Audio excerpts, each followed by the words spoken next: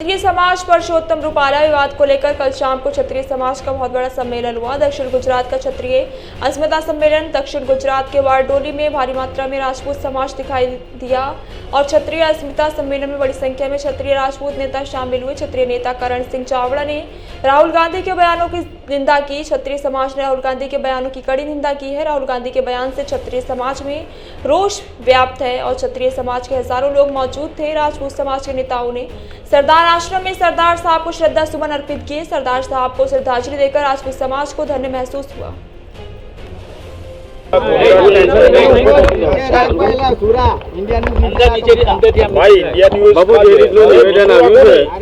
રાજા રજવાડાને લઈને જે રીતે રાહુલ ગાંધીએ કીધું છે કે રજવાડાઓ મનમાની કરી પોતાની ગરીબોની જમીન લઈ લેતા હતા, શું કહેવું છે?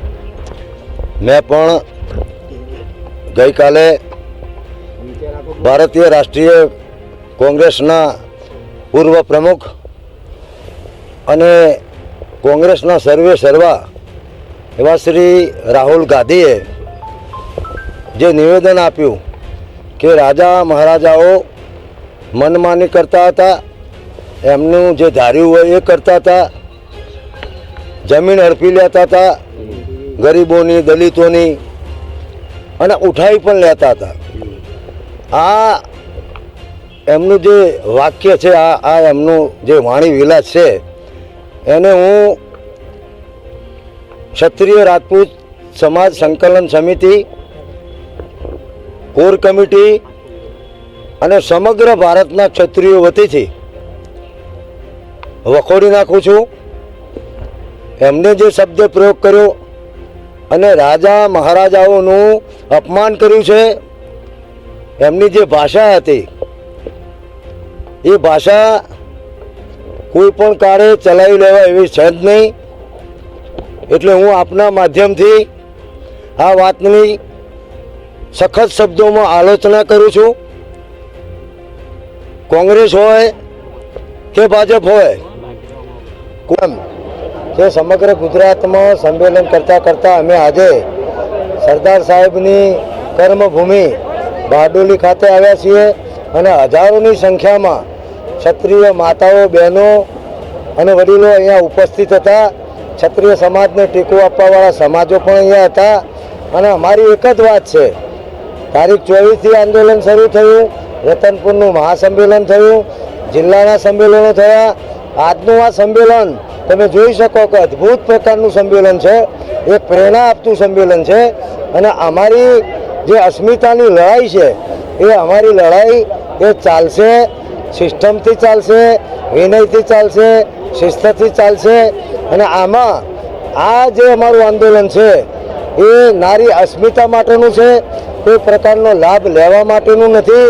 અને એને 7મી તારીખે વધુમાં વધુ મતદાન કરી અને અમે લોકશાહીના પર્વની જેમ આ અસ્મિતા દિવસ તરીકે 7મી તારીખે અમે એને મનાવીશું અને ભારે સંખ્યામાં ભારતીય જનતા પાર્ટીના વિરુદ્ધમાં અમે મતદાન કરીશું. બાબુ, કેટલાક આપના અન્ય સમાજના આગેવાનો ગઈકાલે સુરતમાં આજે કમલમ સુધી પહોંચ્યા હતા અને ભાજપને સમર્થન આપવાની વાત કરી છે, તો આ લોકો કોણ છે? તમે સંમત જોઈ નહીં શકો?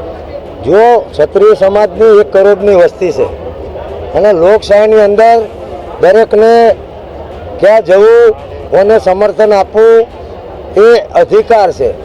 એટલે આજે કરોડોની સંખ્યા ધરાવતો ક્ષત્રિય સમાજ, વિશાળ ક્ષત્રિય સમાજ, એમાં કોઈ વ્યક્તિઓને એવું લાગતું હોય કે અમે ભાજપની વિચારધારા સાથે જોડાયેલા છીએ તો એ લોકો કમલમ જાય અને એ લોકો એમનું સમર્થન જાહેર કરે, એને સંકલન સમિતિ, કોર સમિતિ અને ક્ષત્રિય સમાજને કંઈ લેવા દેવા નથી.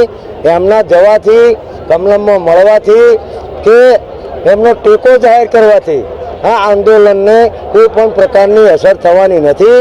આંદોલન પહેલાં પણ ચાલતું હતું અને પછી પણ ચાલશે. જે રીતે રાજકોટ બેઠક ઉપરનું જે સમીકરણ છે 25 રૂપિયા દેખાય છે. આમ તો સવિધ માની રહી છે, એમને ખબર નથી કે જેને તમે દબાયા છો એવા શોષિતો, વંચિતો તમામ સમાજો આજે જ્યારે ક્ષત્રિય સમાજે નેતૃત્વ લીધું છે ને એટલે એમને કયા ધારણ અમે આપી છે કે 7 તારીખ સુધી નહીં, જ્યારે પણ જરૂર હશે ત્યારે ક્ષત્રિય સમાજ તમારા ભેગો રહેશે. એટલે રાજકોટમાં તો અમે રણનીતિ ઘડી જ છે, પણ જે બેઠકોમાં અમારું પ્રભુત્વ છે એવી 12 બેઠકો ઉપર પણ અમે રણનીતિ ઘડી ચૂક્યા છે. એનું પરિણામ જ્યારે 4 જૂને આવશે ત્યારે તમે જોશો. ધન્યવાદ. મૂકી દેજો સુતાની આડી વાંધો નહીં.